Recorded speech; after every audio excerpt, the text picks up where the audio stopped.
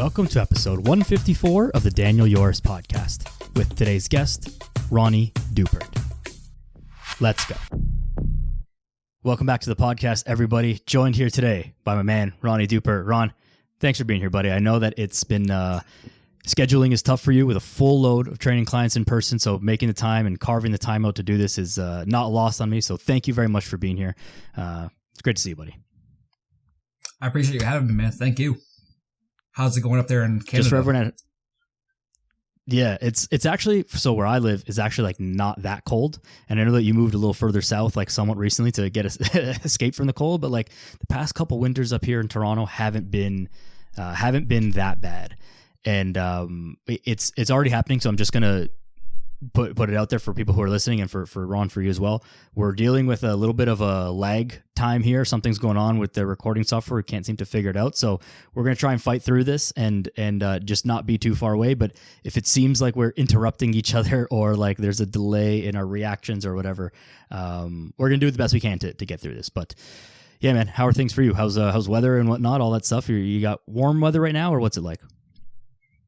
Right now, it's right about like 50 degrees, sunny, a little bit warmer. Last week we did have, 30-degree weather. We just didn't have the snow you had. You had quite a bit of snow. I saw you were out snowboarding and whatnot, but we didn't get any snow. We just had the cold and a little bit of ice, but other than that, work's been busy. I'm training about 12 sessions sometimes a day, anywhere from 8 to 12 sessions a day, so it's quite crazy right now, but it's the new year. People are trying to come in and get some sessions in, and business is going good, so can't complain about that. Yeah, that is a crazy workload, and I know what it's like. I've done it as well, and so I commend you for doing that. But people who are not in this industry, and not to make this like, oh, our job is the hardest. Like, our job is hard, but so is everyone else's job. And I think you love what you do. I love what I do, and so 12 sessions in a day doesn't feel like all that crazy, but it's very commendable to be able to do that, to keep up your energy, to keep up your, just your wit about you, to give people the best service that you can every single one of those hours, because it's only 1 hour for them. They don't really recognize that it's like hour 10 or 11 for you. So you've got to keep your energy up and got to be sharp on point, because, the services are not cheap, and you want to give those people the best workout you can in that hour. Oh yeah, always. Like we always talk about, we're supposed to be the best hour of their day. They come see us. Sometimes they come in stressed. Sometimes they're super excited to be there. Sometimes they don't want to be there. So you just sometimes it's kind of funny. I'm pretty sure. How long have you been doing this for now, would you say? This will be like year 9-ish. 9-ish for you. And how old are you right now? Turning 30 this year. 29 right now. You're turning 30. So I'll be 28 actually next Friday. So, yeah, I've been doing this for 6 years now, but thank you, sir. Thank you. It's kind of funny, like, so with what you're saying, like how you always got to stay on for people. People walk in all the time and they're like, you sometimes got to switch your personality for that person based on how they come in, what they're walking in. So sometimes, have you ever seen that movie, Split? The guy who has that, personality disorder, no, you've never seen that movie. So this guy has like a personality disorder. He goes through, like, he becomes a female at some point, becomes a child, becomes like a monster or something like that. That's kind of how I feel sometimes when I'm at work, just depending on the individual. I just had to switch my personality on the fly. So it's kind of crazy sometimes. And sometimes I feel like I'm going a little crazy, but it's just to make them just make it the best part of their day, Yeah, absolutely. I 100% understand what you're saying. Like that's exactly what in-person training is like. You can't just be a cheerleader or super high energy or super loud or super technical or super like whatever all the time. Like, you've got to obviously be your own self and be your personality and let that come through your coaching. But at the same time, like, you've got to meet clients where they're at. And sometimes people are having kind of a shitty day and they don't really want to talk, or they're having a shitty day and they do want to talk a lot about other stuff not related to workouts. And so you've always got to try and match that as well. And I would imagine that you train quite a diverse like population of clients. I'm sure there's younger people, older people, men, women, injuries, all sorts of stuff, right? All over the place. Yeah, I've been doing this for, like I said, I've been doing this for now almost 6 years. So as soon as I graduated college, I got right into work. But yeah, I've been working with high school athletes, children. My oldest client right now is like 78, I think. that guy who's 78, by the way, is complete badass. Are we allowed to cuss a little bit on your podcast, by the way? Not going to drop anything crazy. Absolutely. But, absolutely. Yeah. Yeah, this guy trains about 78 years old, and he is a complete badass golfer. He just started doing like dance lessons with his wife, so he's kind of training to stay healthy for those things. He wants to stay mobile for golf, all that sort of things. But at the age of 78, the way he's moving now, the way he's been doing these things still, it's quite impressive. So he's also just trying to stay healthy overall, and he knows he's getting older. So right now it's like, he doesn't want to come in and get crushed, but he wants to come in just so he feels good and he can still do the things that he loves to do every single day. So. And is he someone who's been training, like did he train a lot when he was younger, or has he picked up training much later in life? So he was actually a football player as a younger person, like in his high school, he played football. I think he was I want to say he was a defensive tackle. So he was actually a pretty stocky dude, I guess, when he was growing up. And he used to lift weights. He would tell me all the time he used to bench press like 300 plus pounds, squat 300 plus pounds, do all these crazy lifts. And then, as he kind of got older, you know how it is, you graduate, you go to college, you do your things in college. And then once you get into the workforce, you kind of lose track of physical activity. You kind of just become a little more sedentary. Life gets in the way, social life. He's also a business owner too. So, being a business owner, being like a salesman, he's got to meet up with clients, meet up with them, go out to dinners, go out for drinks, all that stuff added up over time to where, once he got to a certain age, he realized he had to pick up training again just to kind of get himself back on track to where he can keep doing these things, keep rolling with his life, keep enjoying the things he wants to do without it taking too much of a toll on him where he wasn't able to do those things anymore. Yeah, definitely. I mean, there's so many things there to unpack, and I think we're going to kind of go through them because it's a great launching off point to help people who are closer to our age and our demographic understand the importance of training from right now. So even a lot of people, I'm sure you've got a lot of friends at this point who are your age who are they used to play a sport in high school, maybe in university, and now it's been a few years since university, college, whatever, and they've kind of they started working, maybe they got they're in a serious relationship, or they got married, or maybe they had a kid or anything like that. And they've just kind of let themselves go a little bit. And so they're getting to that point where they feel young enough that hey, I can just go out and play basketball with the guys and not worry about it. But when they do that, everything hurts. They pull their hamstring. They they just don't feel that good. And it's this is the time to really start dialing this stuff in so that when you're 70, you don't feel in pain all the time, or you can at least delay that as much as you can. And I think that learning from people like your client who's hey, I know he let it go and he's doing the best he can now, but I bet if he could go back, he would have kept training, maybe not, squatting, 300-400 pounds for reps all the time, but he would have kept training right through his 30s, 40s, 50s, 60s. Right. So actually I'll bring that up to you again. So the average clientele, the average age of the clientele that I train right now, they're middle age. So they're in their 40s, 50s, 60s. That's pretty much what I do consider middle age. But most of the people that start training, once they kind of get a month or two into training and they start seeing the results, they tell you straight out of the gate, they go, I wish I was doing this way earlier on in my life. And I wish I did not hold back from starting this early on or this late in my life, because I'm seeing the value. I'm seeing the change in body composition. I'm seeing the aches and pains go away. I'm seeing myself, live my life. I'm seeing myself be happy again. I'm able to do things with my grandkids, my nieces, my own kids again. I'm able to participate in sports again. I'm, just overall, just the training itself just has such a positive impact on these people when they start getting back into it, and they just realize that they put it off for too long to the point where they realize they've dug themselves into a hole, and they're trying to climb themselves out of the hole, and they realize that if I didn't start this earlier enough, I would just dig myself into a deeper hole, and I'd just be in deeper shit than I am now. So totally agreed. And the same experience has been for me. Every single older client, anyone who's older than me, which is obviously most people that I've ever trained, they always say the same thing. I wish I started this sooner. And that's not to say that if you don't start sooner, you can't do it. it's, it's never too late to start, but the sooner you start, the better off you're going to be. And talk to anyone who's a little older than you, who's working out. If you're listening, talk to anyone. They will tell you the same thing. So don't take it from us, two guys under 30. Like, let's talk to someone older, and they will for sure tell you that. Oh yeah, 100%. So, and then, also when these clients do come in. So if we're going to talk about, now your clients, so how much, are you doing a lot more online training right now? Are you do you still have quite a bit of in-person clientele? I have a fair bit of in-person. I'm like 70-30 online in-person.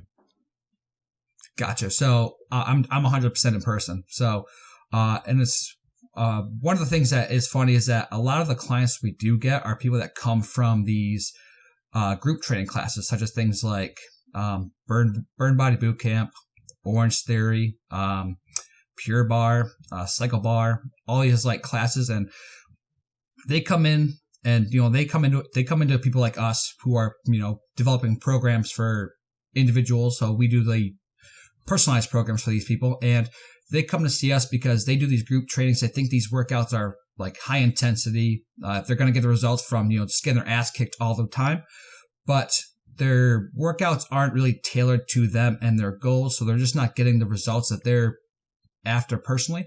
So that's why they come in to see people like us. They're looking to get a more of an individualized approach, and they want to, and it's actually kind of funny. A lot more people actually get injured from these group training classes, such as like Burn Body Bootcamp and Orange Theory, from the feedback I get from when I do like a consultation with a brand new client, because the coach just stands up there in the front of the room and like yells at them and tells them what to do. They don't really walk around, monitor exercise technique, or tell them they're doing something right, doing something wrong. So during that like initial session, I'm like, well, listen, like they tell me I've squatted, I've deadlifted, I've done bench pressing. I'm like, well, let me kind of see what all that stuff kind of looks like. And when I look at a lot of that stuff, it's like red flag this, red flag that. I'm like, we got a little bit of work to do. We got to clean up some things right here. No wonder why your low back is hurting. No wonder why your knee is hurting. Your shoulder is hurting. And I kid you not, these people that come in, just a small tweak. So I'll use this lady, for instance, like she was squatting. She was told that she had to squat with her feet straight. Knees had to go over toes. She had to try to sit as tall as you can, sit back. And she was maybe getting a quarter squat, doing a full, like a quarter squat, but she was experiencing knee pain and back pain. And I was kind of like, how does it feel to sit on a toilet right now? Like, is it hard for you to sit onto a toilet? And she says, no, because I don't sit on a toilet like this. I'm like, this is not how you sit on a toilet? No, she says, I kind of spread my feet a little bit wider. And I said, okay, well, let's squat the same way that we sit on a toilet, because it's literally the same exact movement. So I literally just adjusted her feet a little bit to make her feet turn her feet out just a little bit wider. She squatted super deep. Her ass actually literally almost touched her heels, and it was like an Olympic squat. It was very impressive. And she was like pain-free, no knee pain, no back pain. And she just said right then and there, just because we fixed her squat, she was like hooked on one-on-one training, and we've been training for like 4 months now. So it's a fairly new client, but I mean, she's been hooked. So. Wow. I mean, that is any in-person trainer who's been training, who's a good trainer, who's been training people for some amount of time, has experienced the same story. You get this influx of clients coming from these group classes. And like, I have very often shit on the group classes on the podcast. So I'm happy to go down this rabbit hole, because I think that there's a lot of good things. And I don't want to say like, exercise is good. If you are doing a group class, if your options are that or sit on the couch and eat cookies, then obviously like go do the group class. Like, exercise is better than no exercise. So let's like get that out of the way and all that stuff. However, if you're going to do something, like, let's do it right. Let's do it in the way that gets you the best results, the most return on your effort, the most return on your financial investment, and gets you actually what you want, which is to lose weight, feel better, build muscle, like all of those things. And so I think that, the group classes are actually quite advanced because of the lack of instruction. If you get a bunch of advanced trainees, people who really know what they're doing, throw them in a group class, like, okay, we're going to do squats here, then you're going to go sprint over there, then you're doing, whatever, push press on this station and all that stuff. It's like, okay, bang, because they know how to do it, and they can go and like really rip that workout. But if these people are not advanced, they're not getting the benefit of that workout, and they're putting themselves at such a risk of injury. Like, all the group classes are basically just bad versions of CrossFit, and I don't I don't see how that's wrong. And you left out the most important exercise of that circuit, the famous burpee, by the way. Oh, the famous burpee, of course. That's the biggest. Do you program burpees for your clients ever? All the time. No, heck no. No, I'm against the burpee 100%. And actually, it's kind of funny. A lot of people just, there's that push-up portion of the burpee. I guess, well, you can say the push-up portion of the burpee where it's not really controlled. They're just flopping on the ground, coming back up. Whenever I have someone like just do a push-up or an assessment, it looks like they're trying to do a burpee on the floor, like they're trying to hump the floor. And it's like, well, let's actually learn how to do a push-up right. Because they do a push-up like that, they'll like look like their lower back is arching, their hips are touching the floor before their chest. And they're maybe doing they think they're doing 15, 20 quality push-ups. But then once you kind of cue them a couple different ways, hey, listen, the push-up's actually a full body exercise here. I want you to actually cue you here with your legs. I want you to lock your legs out. I want you to squeeze your glutes. I want you to brace your core. And I also want you to take your hands and screw them into the floor. I've had clients go from 20 to 3 push-ups at once. And they're just like, this is a lot harder than I thought. I said, yeah, because these group classes, they're not teaching how to do these things right. And this is actually how you do a quality push-up. But we're going to progress. We're going to build you up, and we're going to get you back up to that 20. It's going to take a little bit of time, but if you trust me and we know and you can do these things correctly, you're going to build up in no time. I think a big thing that people will miss with everything that you just said, and I want to not to like shit on it, but I want to actually break the burpee down specifically and keep going with that. But a lot of people miss the point of exercise that because you can do 20 bad push-ups versus 3 proper push-ups, the point of your workout is not to be able to do a certain number of push-ups. The point of most people's workout is to build muscle, build strength, and lose fat and feel better. So the number of push-ups that you can do has no relevance to any of those things. The quality of the movement that you're doing is the thing that is going to get you those results. So for people who are listening, like keep in mind why you're working out. Your goal with working out, you didn't join the gym to be able to do 30 push-ups. You joined the gym to feel better. And doing push-ups correctly, regardless of the number that you do, is going to make you feel better than doing them incorrectly. And that is completely correct, everyone. So just, learning how to do the things properly first will, 1, get you the best results you're after. And then 2, but it'll also keep you healthy in the long run too. So if you are doing, like Dan said here, if you're doing 20 shitty push-ups, you're more than likely to, 1, not get the results you want. And then 2, also potentially hurt yourself in the process too. So just make sure that you are, prioritizing the quality over the quantity first. And then if you can prioritize the quality first, the quantity will precede that after that. So. Yeah, absolutely. So let's just go back in on the burpee as an example, because it's an exercise that everyone is, or for the most part, are familiar with, right? Why don't you like to program it? I honestly think the reason why I don't program the burpees is because it's just people just think it's super high. That it's a super high intensity exercise, and I think there's just too much risk versus reward on it. Plus, the reps of a burpee, they just, especially when you get fatigued, they just go to complete shit. They don't look good. It looks like they're, quote unquote, humping the floor once they get down to the floor. But also, I find that group classes actually have this conversation with my coworker all the time that burpees, I think, are the biggest time waster for any kind of group class. I think it's just a filler exercise for most classes. So when a group instructor at Burn Body Bootcamp runs out of ideas what to do, they just throw that burpee in there because they know it's going to get someone's heart rate up. It's going to be intense, and the people are going to be sweating. And when people have the higher heart rate and they're sweating like crazy, they assume that they're having a great workout until later on that day or the next day, their shoulders, their back, their knees are hurting them. So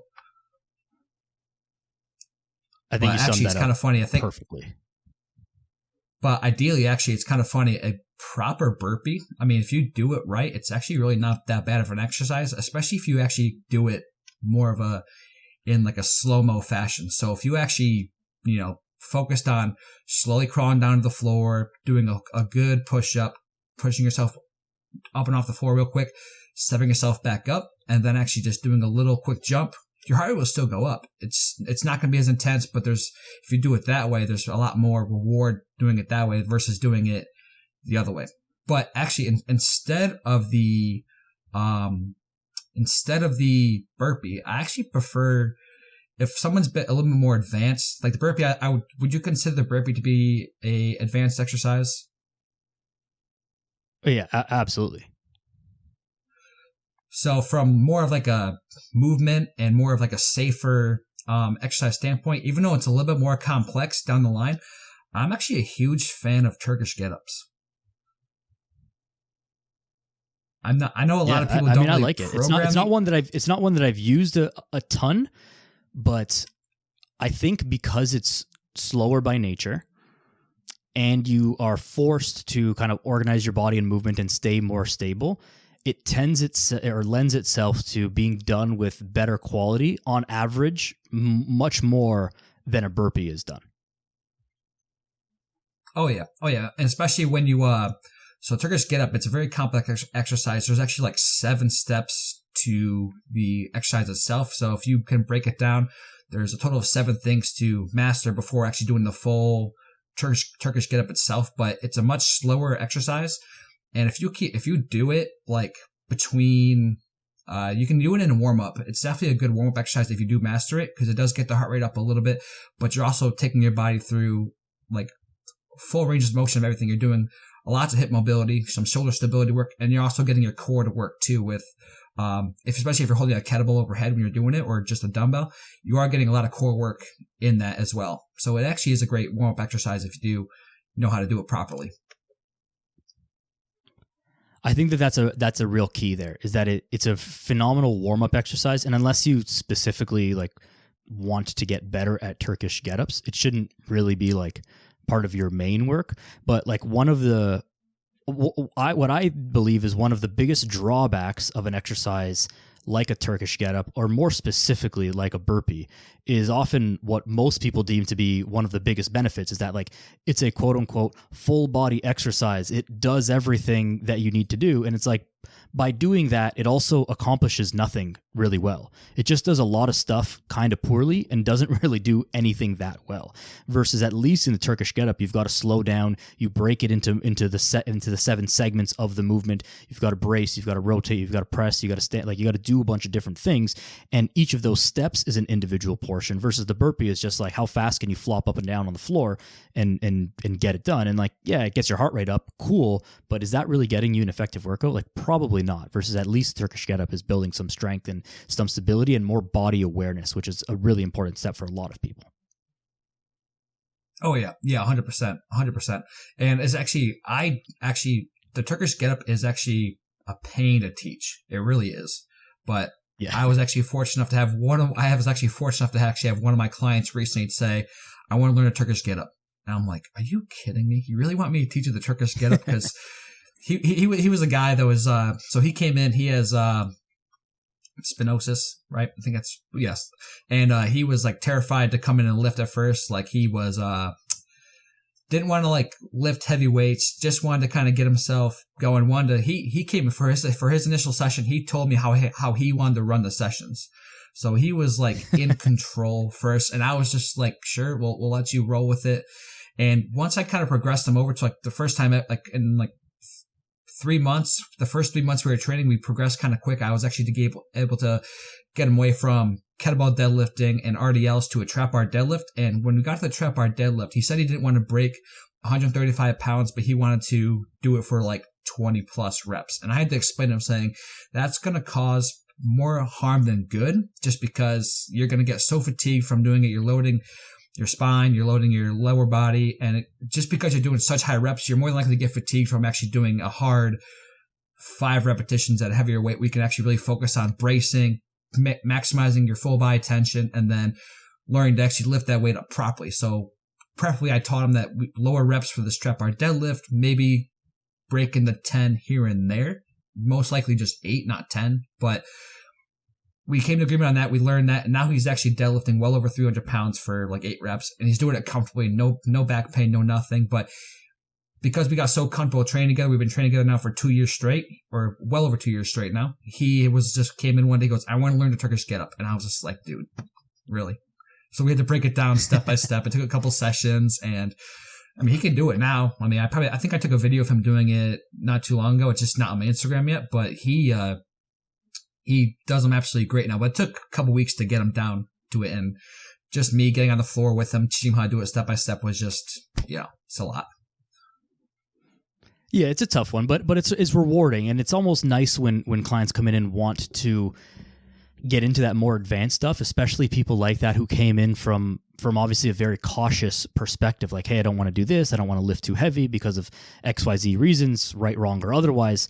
But now it's like, hey, I want to do Turkish get up, or I want to deadlift like a little bit heavier, or I want to like, can we try bench press with the bar? Like, can I get my first pull up? Like these kind of questions coming from people who come into the gym like, oh, I'm not really like sure what to do. Like, should I lift over 10 pounds? Like, can I do like less than 10 reps? Like these kind of things, as people become more advanced, are amazing progressions to see. I think that one of those very underrated things that you mentioned in regards to this client is people being afraid of lifting heavier weights. And it's not even so much of the typically female reaction of I don't want to lift heavy because I don't want to get bulky, but it's like I don't want to lift heavy because I don't want to get injured. And then we put arbitrary numbers around it. Like this client, you're saying he didn't want to lift over 135.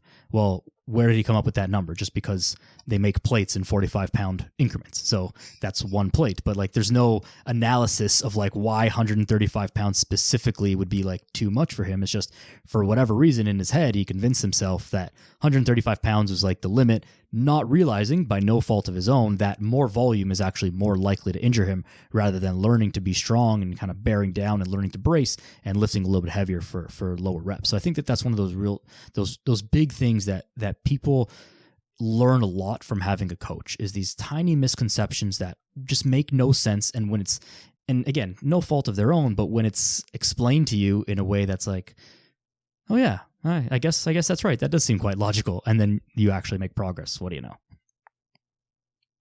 Oh yeah. And his progress has actually been like through the roof now. He came in, actually, we trained one day after he did a turkey trot on Thanksgiving last year. And he came in and he's like, actually came in tears. He said, Ron, I can't believe that all the progress we've made the last year and a half, 2 years now. I was actually able to run my first 5K with my kid pain free. So that was like, wow. And we just lifted heavy stuff. Honestly, we just learned that, like you said, more volume isn't going to be the answer. But if we do these things properly, you're going to see the progress you're after. And yeah, he came in tears and he said he ran his first 5K with his kid. And that made me tear up a little bit too, honestly, because this guy is like he's quite a badass, if you ask me. He comes in, he's like a super tough dude, like ready to hit it hard all the time. He's one of those clients that just wants to come and hit it hard. He'll talk and he'll crack jokes here and there, but he's like there to work.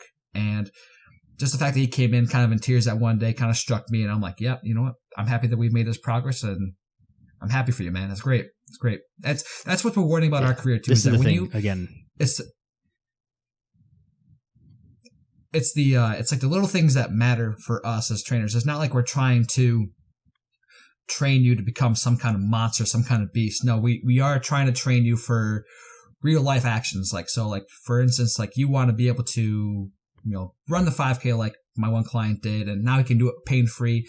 And yes, we did lift some heavy weights here and there, but we trained smart. We trained with regressions, and we were able to stay healthy in the process to the point where we were able to make this happen for him. And just for that, it's rewarding. And that's why he's sticking to the style of training that we're doing. He's not doing anything too extreme. He's just still doing the things he can every day just so he can live his life and be with his kids. So. Yeah, it's sticking to those basics and training for real life. That's what most people need to be training for, is just regular life. There's very, very few clients, if you work at a regular gym, where they're coming in, it's like, hey, people will say that like, I want to get a six pack, I want to get this, I want to, do that. But then when it comes down to like, hey, here's what you got to do to like get that, like, maybe not. I just kind of want to feel a little bit better, lose a little bit of fat, but not like I don't need to be bone shredded. I just want to feel better. And like, these are the things that matter the most. Being able to run the 5K, like you said, just being pain free. I want to talk a little bit about how you program for these clients. So are there specific workout splits that you go to? And now it's going to depend on the client, obviously, and like if they have any injuries or all that stuff, but how do you think about organizing training? What's your process like for coming up with workout programs for your clients? So the average individual, like these days, everyone's, because of COVID, back in 2 years ago, was that almost 4 years ago now, pretty much. Everyone's got these work from home jobs. They're very sedentary. They're sitting at desks, taking Zoom calls, phone calls, all these crazy things. So how we structure workouts, or pretty much when I view like a workout for someone, most people only train with me probably like twice, maybe 3 times a week. And then they may do some stuff on their own, whether it's zone 2 cardio or just a little conditioning on their own. They may want to do an extra strength session on their own. But when programming for them, we just want to keep them healthy, keep them mobile, make sure they can do their life tasks properly. So we stick to the 6 foundational movement patterns. I don't know if have you ever done John Rooson's PPSC program or his certification? He's big on the I haven't, hinge, but squat. I'm loosely familiar with it. Yeah, so he's big on the squat, hinge, push, pull, carry. Did I miss one? Lunge. So there's the 6 foundational movement patterns right there. And then also rotate. So the workouts that we do are always revolve around those kind of movements. So basically every session they come into, they're doing at least one variation of those exercises each session, just because they're sedentary. They do something to strengthen their glutes, because if they're sitting all day, their glutes are going to be, not working properly. Their hips are going to be tight. They're going to want to do things to, a lot of people, especially male, for instance. Actually, we can throw female in there too. Female want to, shape up their triceps because beach season's coming, dress season's coming, wedding season's coming up. And men just want to get a bigger chest for the most part. When I train them, that's like their big goal. They've never had a big chest. So we are going to do some bench press exercises. We're going to do some push-ups, things like that. Female, same exact thing, especially if they are looking to train the triceps and things like that. But we also, because everyone's sitting over a desk all day and working on a computer, just doing so much pressing exercises, that's going to just tighten up their chest too much to the point where the shoulders are rounded forward, and it's going to cause shoulder injury. So that's why it's important to also program a pulling exercise into the session, where they're going to do some kind of, maybe a horizontal pull, such as like a row, dumbbell row, chest supported row. We do a lot of band pull aparts, just because that's just a great exercise to strengthen the upper back and also loosen up the front of your chest. And then also things like, you still want to do some vertical pulling as well. So either a horizontal pull or vertical pull. So we covered those 2 things. Obviously some kind of squat or lunge. So that's like a knee dominant exercise. And those are temporarily going to target your quadriceps, the front of your legs, also some hamstrings. And then also you want to make sure you are doing some kind of hinge. And the hinge is important because it's how you're supposed to pick something up off the ground. Like the hinge is actually the hardest movement pattern for someone to do, because most people, when they pick up objects off the floor, they round their back, they slouch over, and they pick these things up, and that's where they throw their back out. That's where these lower back injuries come, because they just didn't know how to properly do this movement pattern. And during like an initial session with a client, like a new person that comes in, 90% of them can't hinge properly. And when you teach them how to hinge properly, like especially, it's kind of funny. So like even like a female, like if you get a female client, what's like one of the biggest things they want to target? Like what muscle group? Glutes, always. Always, right? Always glutes. And so when they do a hip hinge for the first time, so we teach them how to do a Romanian deadlift, and I teach them how to do it with like a dowel rod. Like I have them hold the dowel rod over in front of them, and I have them hinged. I teach them how to properly do the hinge, and they feel their hamstrings. The more so they feel their glutes, and their facial reaction when they feel those muscles work for the first time is priceless. Their eyes light up. Yeah. They go bug-eyed, and they're just like mind blown. They said, I've been doing this wrong my entire life. And I said, just so you know, we're going to be doing a ton of these, because if you want to grow your glutes, these things are going to be like a staple into your programming. So learning how to do these things properly, and then learning once we do it properly, we can load it a little bit more. Let's not get nervous about going a little bit heavier, but because this is how you're going to get stronger. This is how you're actually going to develop that area. So, but yeah, when we program, we stick to those 6 foundational movement patterns. Each workout consists of a push, a pull, hinge, squat, or a lunge. And then we also do some kind of maybe loaded carry depending on the session. And then also some kind of maybe rotation or anti-rotational exercise, such as like a pal-off press, or we also get into things like dead bugs and other core exercises, because you do want to hit other areas of the core. So you do want to do things such as the anti-rotation, anti-flexion, anti-extension, and then anti-lateral flexion. What means anti-lateral flexion, guys, just means resisting bending from side to side, and anti just means resisting from all sorts of different directions. So anti-extension just means resisting from extending too much, and then anti-rotation means resisting rotation. So I think the real important thing for people to take from all of that are two things. One, most people would do best, unless you're a professional athlete or have like some crazy goals, to do 2 to 3 full body workouts per week. If you're going over three workouts per week, which way less people need to do more than 3 strength training workouts in a week than they think they do. Like better is better, not more is better, right? Better workouts are better. If you're hitting 3 workouts a week, you can pretty well get away with full body workouts for the entirety of your workout career. More than 3, maybe you want to split that up a little bit. But most people, again, don't need more than 3. And 2 is that you don't need 100 exercises in a workout. A full body workout doesn't mean do every single exercise that you know every single workout. It's like pick from the buckets, right? There's only a few exercises. Like you said, there's the 6 movement patterns more or less, and some people call it 5, some people call it 8, whatever it is. There's a few movement patterns. You pick one from each of those buckets, and that's going to get you somewhere between 6 and maximum like 10 exercises in a workout. And if you're doing that and you do those well and you progressively overload those exercises, then you're doing great. And it doesn't have to be much more complicated than that. But I think with all of the stuff on the internet, it has become much more complicated, and people get in arguments online that I see about what's the best workout split and do this variation of this exercise versus this variation of this exercise. And it's like, it's cool to talk about this, but for 99% of the people, it literally doesn't matter. Do one of the basic exercises, 6 to 8 workouts or exercises per workout, 3 full body workouts a week, forever and ever, and you're good. And then, so back to the like you said, sticking to the same exercises is very important, especially when you can progressive overload them. That's how you guys are going to get the best results. But if you guys feel like the need that you guys are starting to get bored of doing the same like reverse lunge or the same like squat variation, switch it up. Switch how you hold the dumbbell. You don't have to hold the dumbbells to your sides the entire time. You can hold it in a goblet position. You could hold it in one hand. You could hold it in the other hand. You could add in like a pulse or 1.5 rep. Those suck by all means. When I got a client who wants to come in and they're like, I want to be sore. I'm like, it's so easy to make someone sore, and that's just what they want. But so by all means, my default, if someone wants to be sore, I just throw in the 1.5 rep, and they're happy they're sore for the next 3 days. But it's just ways to challenge yourself there. You can also elevate your front foot. You can elevate your back foot and do like a rear foot elevated split squat. Those make people sore for days on days on days. I don't know why people like to do them. I do them weekly, and they're just very humbling. But this is what, if you guys really just want to like switch things up, just change how you load the exercise, just change your tempos.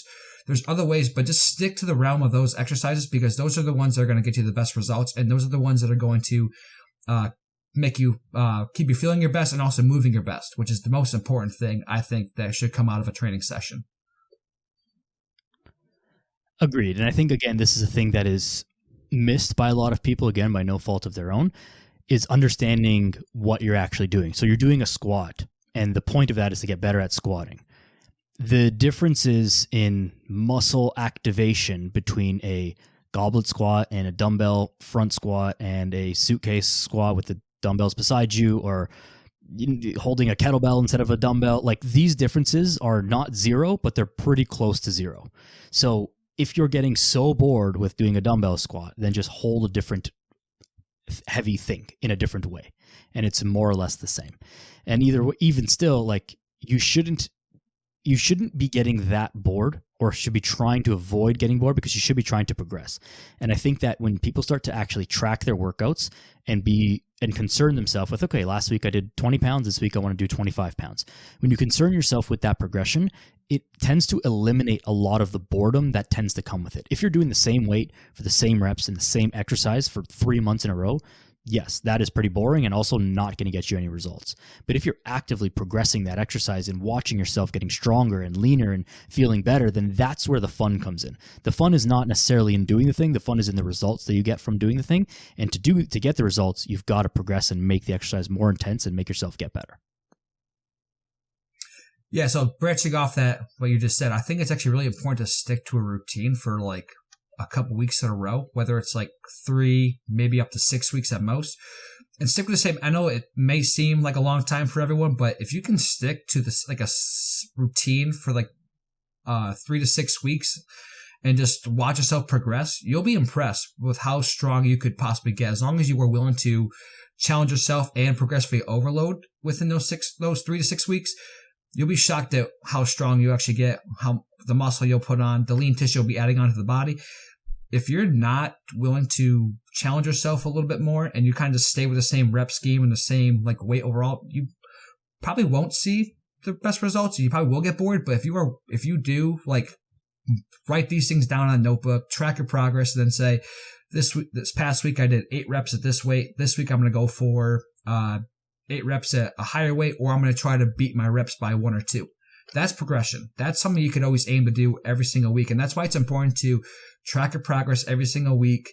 The only way, or the only reason I think that you should maybe change some of the exercises you do during a training program is based if you're limited on equipment. If you're limited on if you go to if you're traveling and you go to some other gym, I think that's when you should change how you load the that's where I think you should change up some of the program just to challenge yourself, but still make that progression that you're looking to get while you're doing this training program.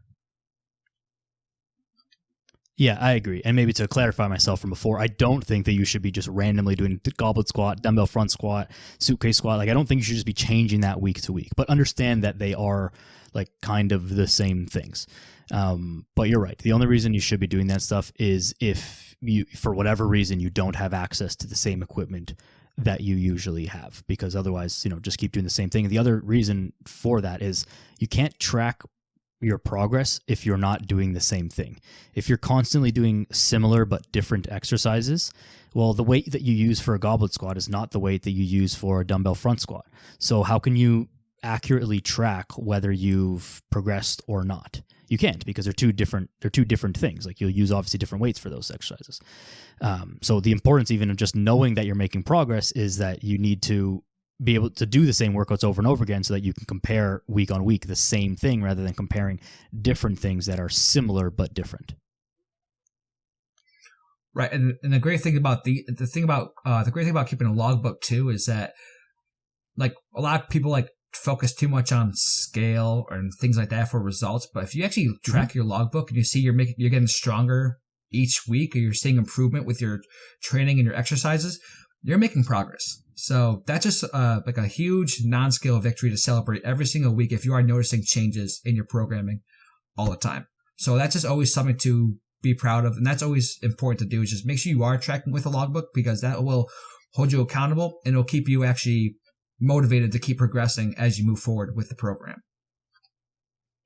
100% agree, and that is super important for a lot of people, especially anyone who has any type of fear or anxiety around the scale, is finding some other way to measure your progress, and measuring your strength is a good one for that.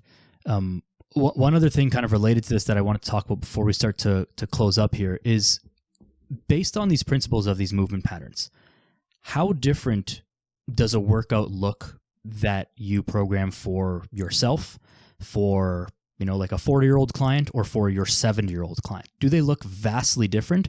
And if so, what are the differences really between the way that you would program those workouts? So the exercise selection is just going to be dependent on that individual. So maybe the 40-year-old. So let's just compare 2 40-year-olds together. You got a 40-year-old male who's pretty mobile. He's been fairly active his entire life. And then you got another 40-year-old male who's works a sedentary job. He's tight as all can be. I'm probably going to be able to program, like, say the active 40-year-old, he's been training for quite some time, versus the inactive 40-year-old, he's been not training for quite as long. I'd probably be able to program more advanced exercises for that individual instead of that individual who has not been training for as long.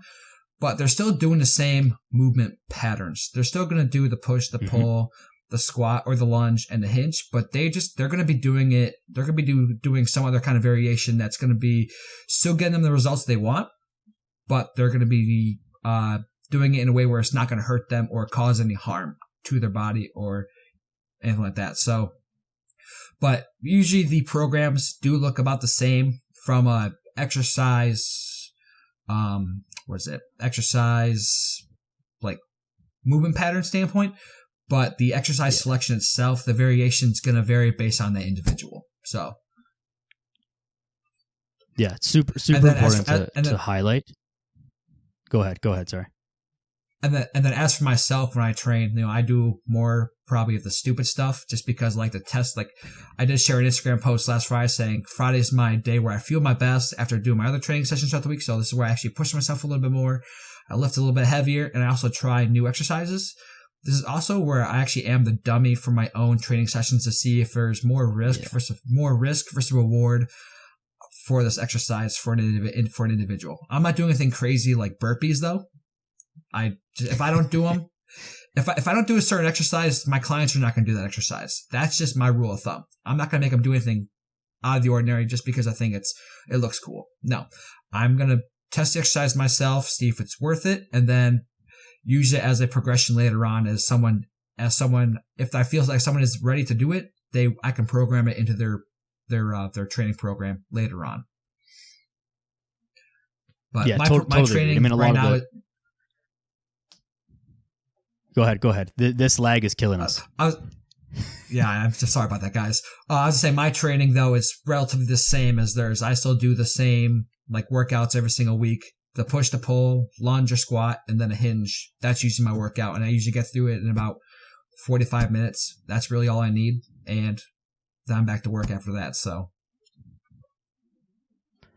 Yeah, man, totally agreed. I mean, I think, again, the thing to highlight there is that the differences between like an advanced, quote unquote, advanced workout and a beginner workout are actually a lot less than people think. And the structure of the workout should be roughly the same.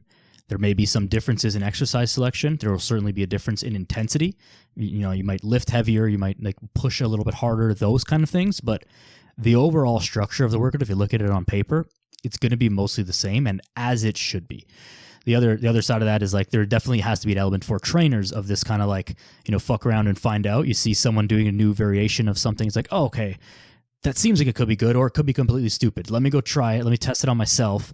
And you see like, oh, that's actually good, or that could be good for this specific client who has like this specific injury or pain. And so by doing this exercise at this different angle or this different loading mechanism, is going to be good for that client. It doesn't make it a good or bad exercise. It just makes it a good variation for that individual. So like we do a lot of experimenting and like you, I don't show most of it because I realize like, okay, one, I didn't even like this, so I'm never going to use it. It's dumb. Two, I don't even know if it's good, so I'm never going to show this because like it could be completely stupid. I don't even know about it. So I got to test it on myself, work it out with some people, like figure out like, okay, is this valuable or is this just like cool looking for Instagram? And if it's just cool looking for Instagram, then it's basically useless and you can just discard it and never use it again. But you got to keep experimenting and figuring out what works because everyone's got different little quirks and differences and things that feel good or don't feel good to them, but you've got to have all those tools in your toolbox. And again, I think it's a sign of a very good trainer that you don't give things to your clients that you wouldn't do yourself, up to and including burpees. Oh yeah. And then funny thing, so I actually like to record my own exercises just because I like to look at how it looks. Like I just see, and then if I notice anything, it's like, how can I cue it better for myself so I can actually cue it for them later on so I know what to say to them if it looks relatively the same or if it looks, not really quite how it should be looking, just so I know what to say to them. If I fix it on myself, I know how to fix it on someone else as well too, or correct it on someone else. Yeah, totally agreed. And I mean, even worth it for anyone listening, right? If you're having trouble with an exercise, film yourself doing it. Because then you can see like, oh yeah, I do this wrong, right? I fold my back over, or I flare my elbow, whatever it is. Then you can actually see it versus trying to watch yourself as you're doing it or just feel it. It's really difficult to do that. So it's a good tip for anyone. Film yourself doing your exercises, watch it yourself, or send it to your coach, or ask one of us to like review it or whatever. It helps a lot. It's definitely a game changer. Well, I think this was a pretty good discussion, Dan. It was a good day today. Yeah, man. This has been good. And I think I don't know about you, but my patience is running slim with this delay. So let's cut this off here because I think that we've done a really good job of giving a lot of really practical advice for real people who listen to this podcast. So I appreciate you for sharing with us, and for bearing with this technical difficulty, and for everyone listening for bearing with it as well. Hopefully I'll be able to clean it up on the back end. So if you didn't notice any weird stuff in the way that we were communicating, then I did a really good job with stitching this episode together. Otherwise, I apologize. But Ronnie, any last message that you want to kind of leave the people with here in closing? I hope you guys get a good couple of takeaways from this podcast and learn to, not every workout has to be super intense. You don't have to, feel super sore after every single workout. Just learn to move right. And then once you learn to move right and you feel like you're executing the exercise right, load them up, lift a little bit heavier, change your rep schemes up. And I promise you that you guys are probably going to see the best results you guys have ever seen in your entire life. So you don't need no gimmicks. You guys really don't need any super crazy training program. Just stick to the basics, do the basics well, and then just overload them with some weights. Challenge yourself. And I promise you, especially if you are one who just doesn't want to get bulky or anything, there's a lot more stuff that goes into getting bulky than just lifting some heavier weights. Yeah, man, 100% agreed. Very well said, and an important message for everyone to hit that little rewind button, that 10-second rewind, and re-listen to that last bit. But Ron, thanks a lot, man. Where can people find you and get in touch and get in contact with you? Feel free to reach out to me on Instagram. The name is at Coach Ron Duppert, and that's really the only social media platform that I'm currently on. I'm kind of a hermit on the social media platforms, but I'm trying to get better at it. Maybe being a hermit on the social media platforms is the way. So I don't know about better or worse. Different strokes for different folks. But Coach Ron Duppert on Instagram. Ron, thanks so much, man. I appreciate you. Thank you, everybody, for listening. As always, your time and attention is not lost on us. So thanks for tuning in. Please share the episode with a friend, family member, someone who you think would benefit from this, and re-listen to it yourself as well. Give the episode a rating and review. All those good things. That's that. Go outside. Be a good person. See you next time.